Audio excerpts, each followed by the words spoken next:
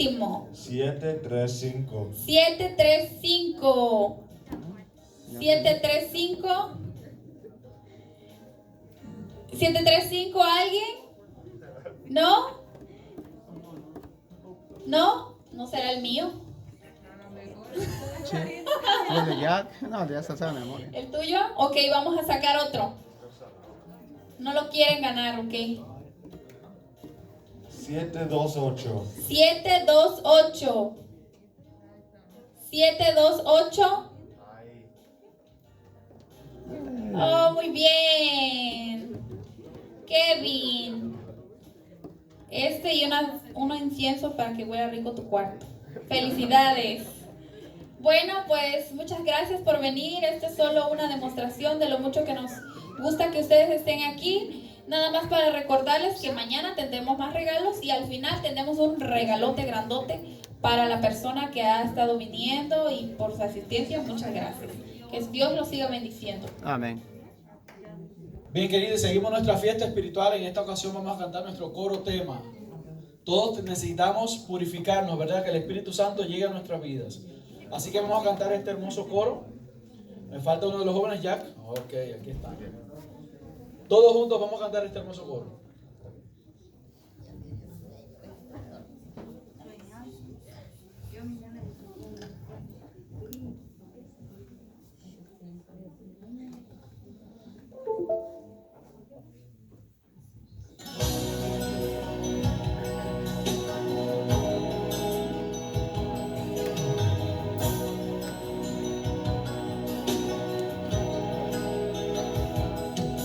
Hoy me acerco a tu trono, mi Señor.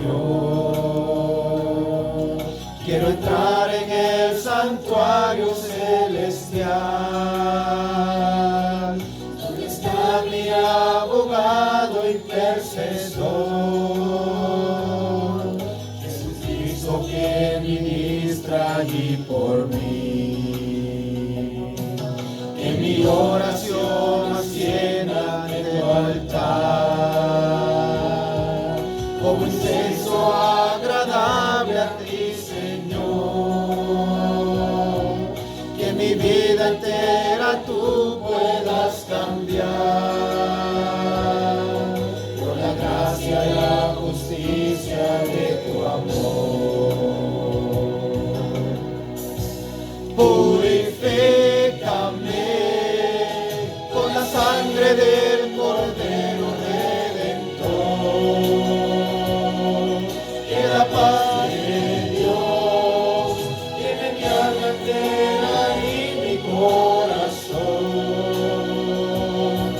Jesucristo mora en ti. Quiero hacer tu voluntad.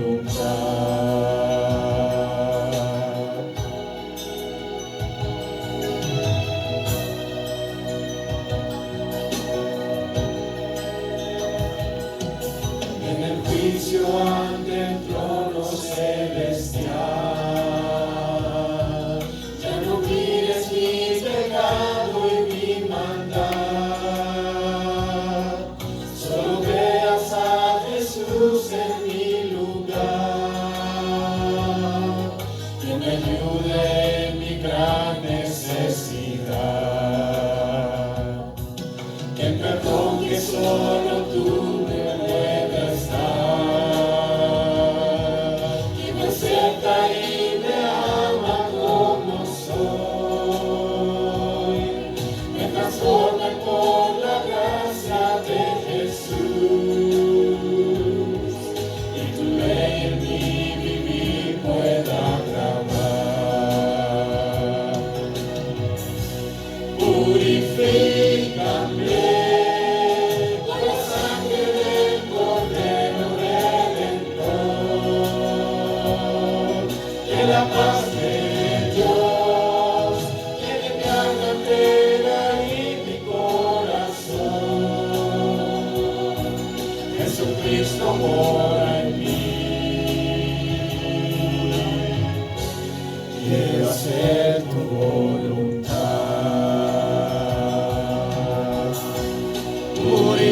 Purifícame pues la sangre del Cordero Redentor.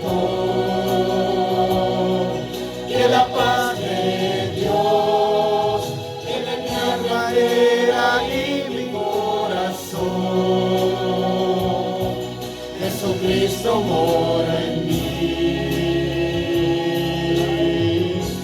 Quiero hacer tu voluntad.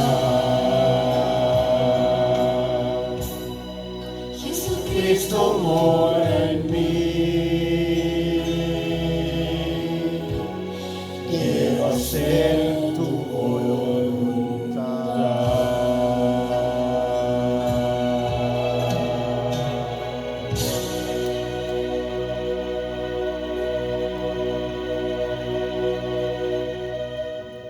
Gloria a Dios.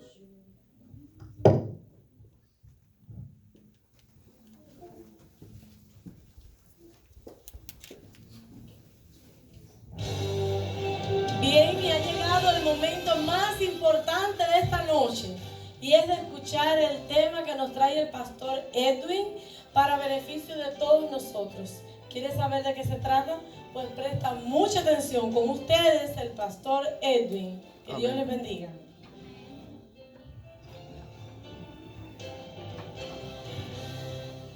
Muchas gracias, hermana Yari. Buenas tardes para todos, queridos amigos y hermanos. Amén. Que el Señor les bendiga. ¿Cuántos nos sentimos bien esta noche? Amén.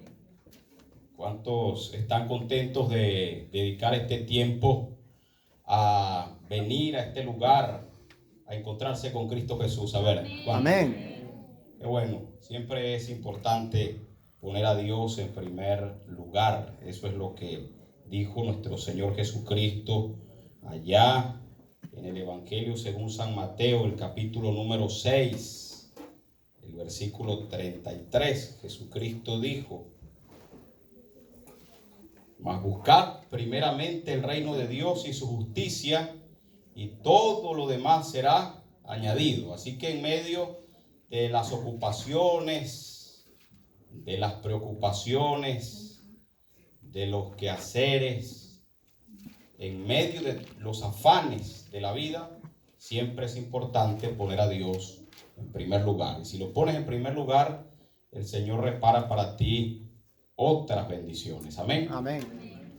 Muy bien, esta noche el tema es la continuación de lo que hablamos ayer. Ayer hablamos un poco acerca de la segunda venida de nuestro Señor Jesucristo en el contexto de las palabras de Jesús dichas allá en Lucas el capítulo 17. Él dijo que la venida del Hijo del Hombre sería como en los días de Lot.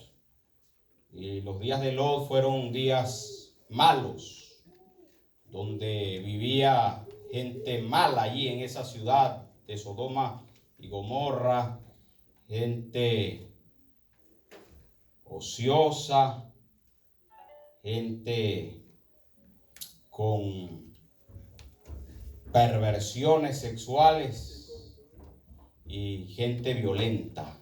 Y el Señor vino y castigó esos pecados, y lamentablemente, porque ellos no se arrepintieron, pues corrieron con las consecuencias.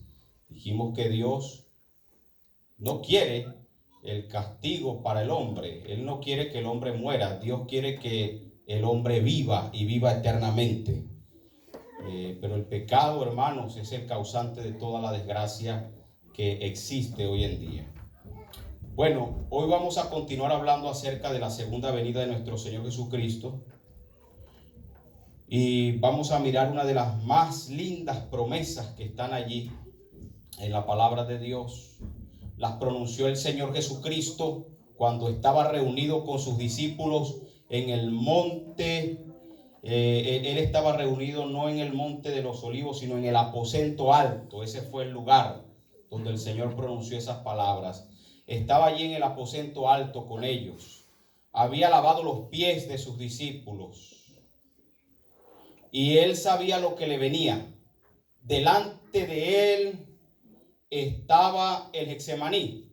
A pocas horas el Señor Jesucristo iba a estar en ese lugar en ruego y agonía delante de su Padre, sudando gruesas gotas de sudor y sangre mezclado con sangre y sintiendo el peso del pecado de la humanidad. Jesús sabía que también le esperaba el Calvario, que iba a ser entregado en manos de pecadores y que lo iban a crucificar. Pero en vez de agobiarse, en vez de amilanarse en medio de esa situación tan compleja, el Señor Jesucristo prefirió darle consuelo a sus discípulos y pronunciar estas lindas palabras que se encuentran allí en el Evangelio según San Juan, el capítulo 14, los versos del 1 al 3. Abran sus Biblias allí en San Juan 14, del 1 al 3. Dice la palabra de Dios: no se turbe vuestro corazón. Creéis en Dios, creed también en mí. En la casa de mi Padre hay muchas moradas. Si así no fuera, yo os lo hubiera dicho. Voy pues a preparar lugar para vosotros. Y si me fuere, vendré otra vez y os tomaré a mí mismo, para que donde yo estoy, vosotros también estéis. Estas promesas, queridos hermanos y amigos, es una de las promesas más lindas de la Sagrada Escritura. Y es importante extraer de ella algunas declaraciones. Y la primera declaración que vamos a extraer de allí, del Evangelio según San Juan, el capítulo 14, los versos del 1 al 3, es la expresión: creed en mí. Porque Cristo les dijo aquella noche a sus discípulos allí en el aposento alto: si ustedes creen en Dios, también crean en mí. Para el judío era muy importante creer en Dios, creer en Yahvé. Recordemos que Israel era el pueblo del pacto, el pueblo de la alianza. Para un israelita era muy importante creer en Dios y creer en cada una de las promesas que Dios le había dado a su pueblo. Ahora en el nuevo pacto, cuando el Señor Jesucristo está estableciéndolo con sus discípulos y diciendo que ese pan que estaban consumiendo era símbolo de su cuerpo y ese vino del que estaban bebiendo era símbolo de su sangre que iba a ser derramada, el Señor le dice: ustedes han creído en Dios, ahora crean en mí.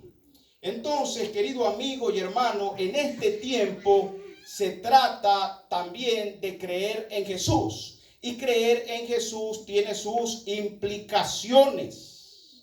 Porque mucha gente hoy en día dice creer en Jesús. Usted puede salir a la calle y pregunta: ¿crees en Jesús? Y la mayoría de las personas dirán que sí creen en Jesús. Dicho sea de paso, este país es un país con raíces protestantes, cristianas, que dicen creer en Cristo. Pero creer en Cristo no es solo decirlo de la boca para afuera. Creer en Cristo, de acuerdo a la palabra de Dios, tiene sus implicaciones. Y vamos a mirar, hermanos, lo que implica creer en Cristo Jesús. Número 1, creer en Cristo Jesús implica reconocer su obra. ¿Qué dije? Creer en Cristo Jesús implica reconocer su obra. Reconocer que Cristo murió, reconocer que Cristo resucitó, que ascendió al cielo e intercede en este tiempo por nosotros en favor de toda la humanidad, como dice la palabra del Señor allá en Hebreos, el capítulo 9, el versículo 15, que dice: por eso Cristo es mediador del nuevo pacto. El Señor murió, resucitó, ascendió al cielo y está intercediendo por nosotros. Dice que Él es el mediador del nuevo pacto. Él murió para perdonar los pecados cometidos bajo el primer pacto, y así los que son llamados reciban la promesa de la herencia eterna. Busquemos ahora allí mismo en el libro de Hebreos, el capítulo 9, el versículo 24. Miren cómo dice la palabra de Dios en Hebreos 9, 24.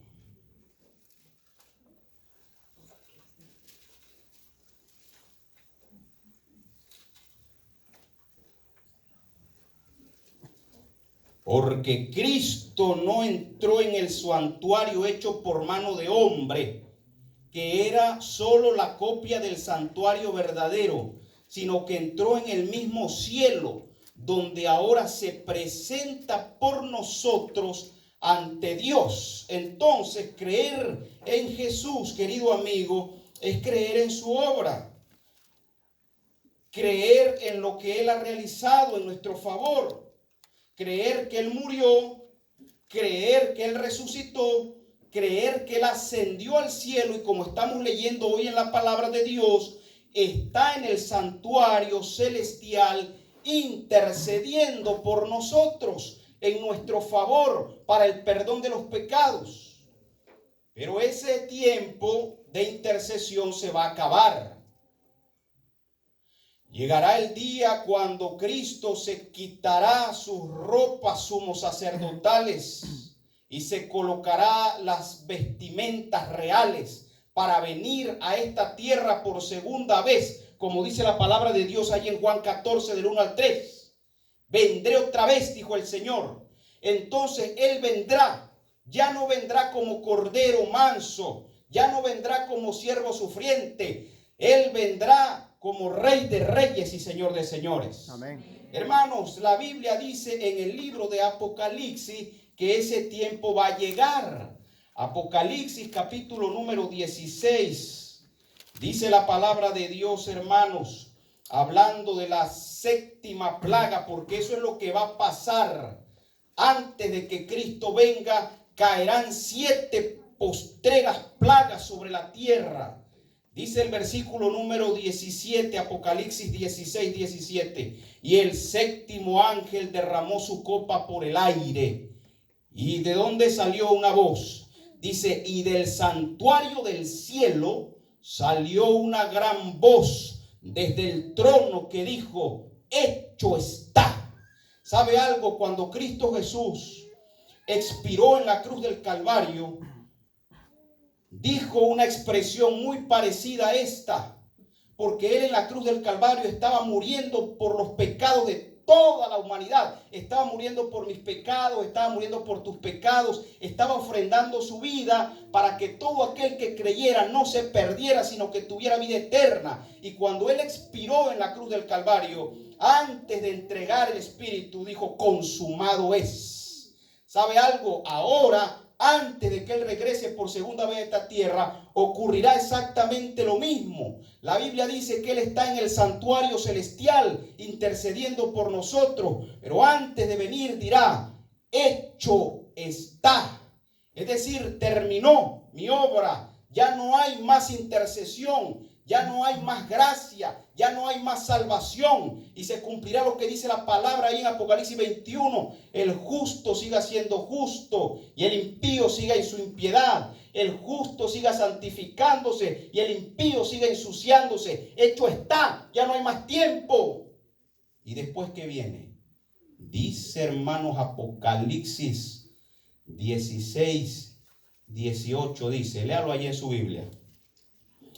Entonces hubo relámpagos, voces y truenos y un gran temblor de tierra, un terremoto tan grande como no lo hubo jamás desde que existen los hombres sobre la tierra. El versículo número 20 dice, entonces toda isla huyó y los montes desaparecieron.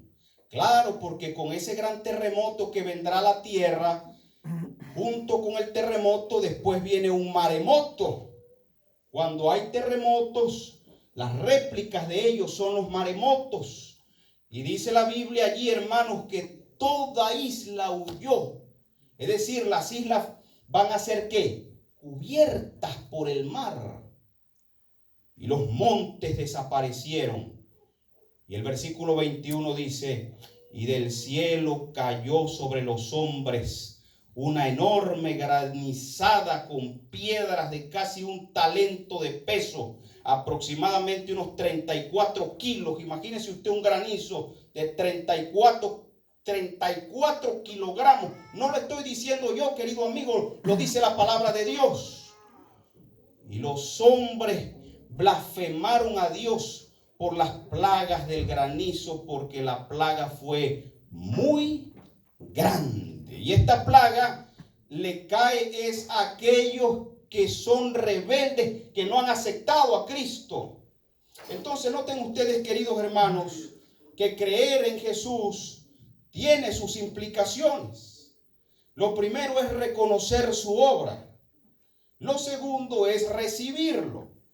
Cuando yo digo creer en Jesús, yo entonces entiendo que Él murió por mí en la cruz del Calvario, que resucitó al tercer día, que ascendió al cielo, que está intercediendo por mí, que vendrá por segunda vez. Y entonces, si yo entiendo que el Señor viene por segunda vez a esta tierra, debo recibirlo. En eso consiste también reconocer la obra de Jesús. Porque ¿de qué sirve la muerte del Señor Jesucristo y su resurrección si tú no lo recibes? Si no entregas tu corazón a Él, si no te apropias de sus méritos salvíficos, de nada sirve. Entonces es importante recibir al Señor Jesucristo. Jesucristo dijo, hermanos, en Juan 14:6, yo soy el camino, la verdad y la vida. Nadie viene al Padre si no es por mí. También dijo el Señor Jesucristo allá en el Evangelio según San Marcos, el capítulo 16. El versículo 16 dice, el que creyere y fuere ¿qué? Bautizado será salvo. Así que creer en la obra de Jesús consiste también en bautizarse. Porque la palabra dice, el que creyere y fuere bautizado será salvo. Mas el que no creyere será condenado. Es importante entonces tomar en cuenta estos aspectos de los que habla la palabra del Señor.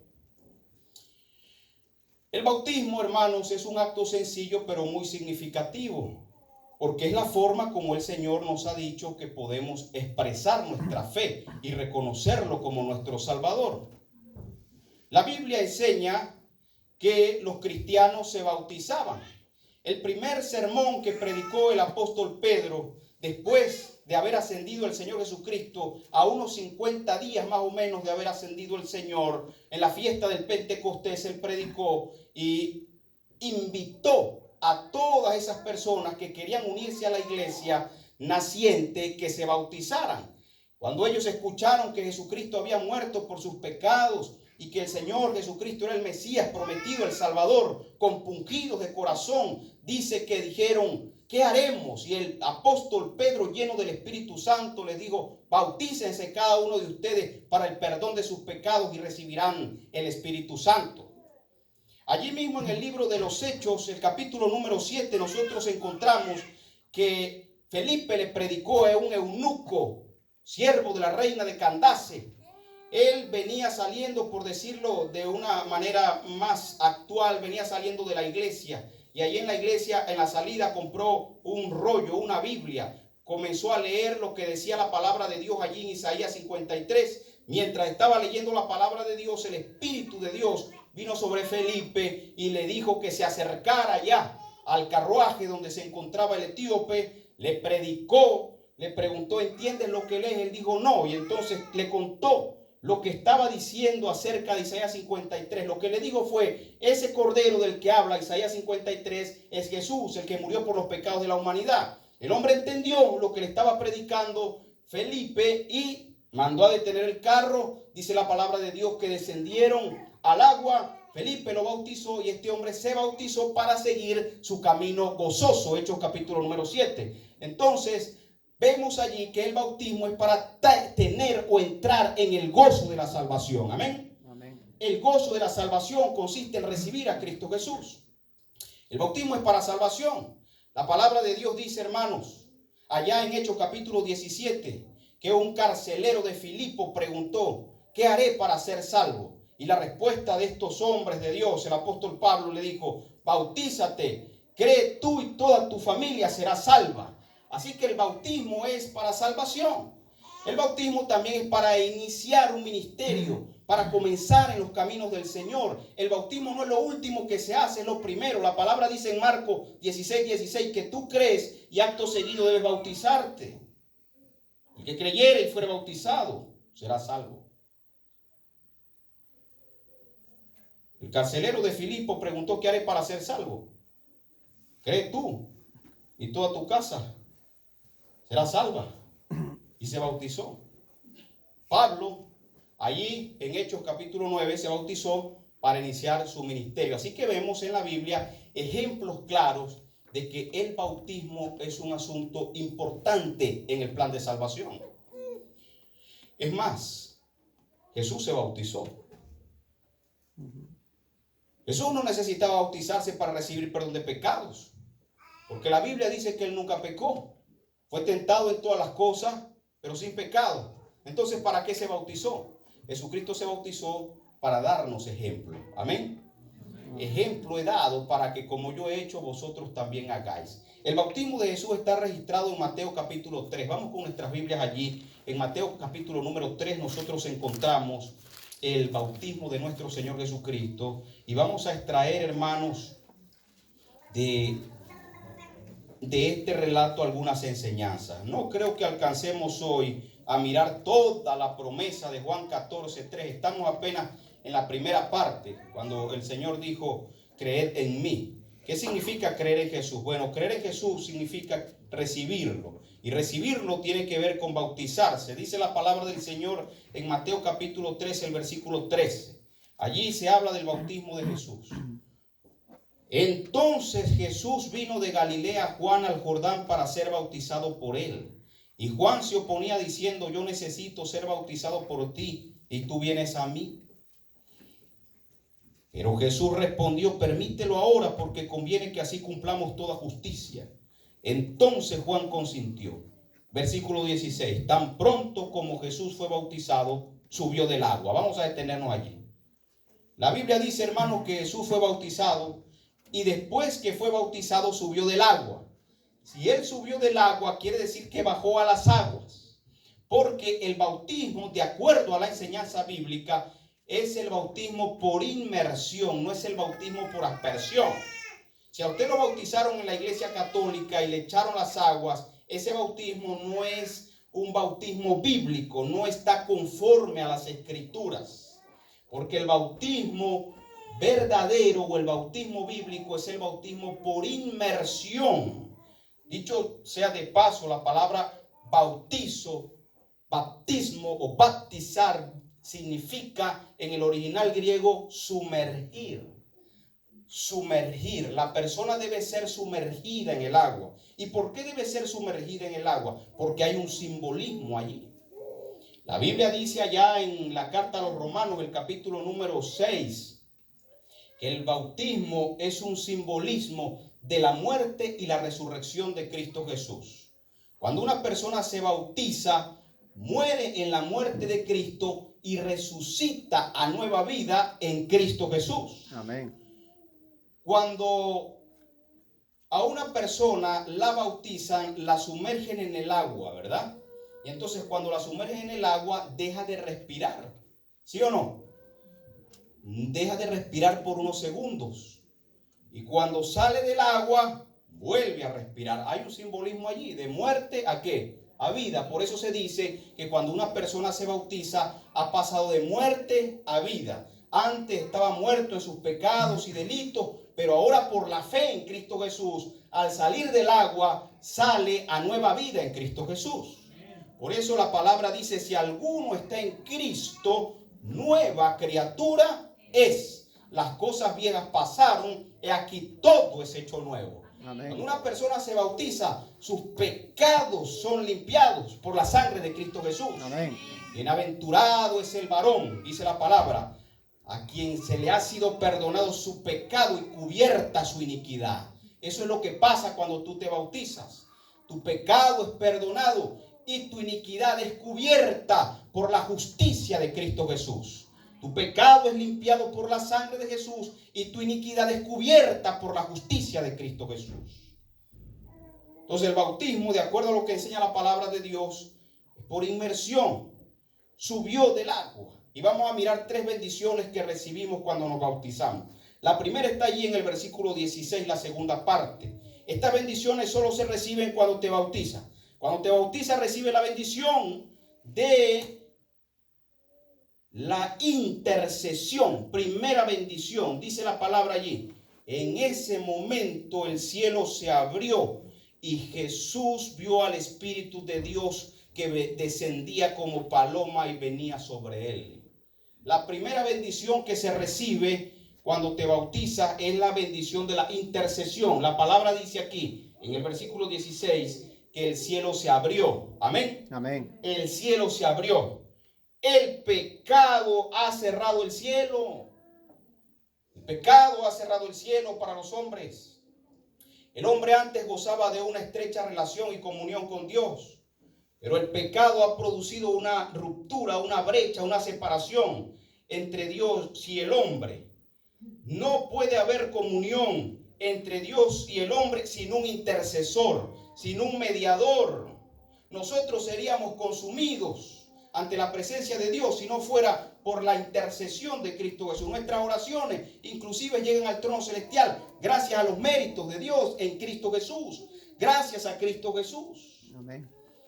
Cristo Jesús, hermanos, es la escalera aquella con la que soñó Jacob, de ángeles que subían y bajaban del cielo, que conectaban el cielo con la tierra, que conectan al pecador con Dios. Esa es la obra de Jesús. Entonces, cuando una persona se bautiza, comienza a recibir la bendición de la intercesión. La Iglesia Católica dice que María es la intercesora y hace rezos, ¿verdad? Nombrando a María cuando los muertos están allí siendo velados. Dios te salve María, llena eres de gracia, el Señor es contigo, bendita tú eres entre todas las mujeres. Santa María, Madre de Dios, ruega por nosotros los pecadores, ahora y en la hora de nuestra muerte. Amén. Que María ruegue por nosotros. No, María no es la intercesora. Nuestro intercesor, lo que hemos leído en Hebreos, y usted puede leer todo ese libro y habla de la obra sumo sacerdotal e intercesora de Jesús. Él es el que intercede. Amén. Amén. Entonces, cuando tú te bautizas, Jesús intercede por ti. Mientras tanto, no hay intercesión. La Biblia dice que el cielo se abre. Primera bendición. Segunda bendición. Dice la Biblia, y el Espíritu de Dios descendió como paloma y vino sobre él. La segunda bendición es la bendición del Espíritu Santo. Y el Espíritu Santo lo recibimos conforme a lo que dice la Escritura. Y cuando venga, dijo Jesús, el Espíritu Santo, Él os guiará a toda verdad. En Juan capítulo 16 aparece la obra del Espíritu Santo. Dice la palabra que la obra del Espíritu Santo consiste en compungirnos, en llevarnos al arrepentimiento, en convencer de pecado, dice la palabra de Dios.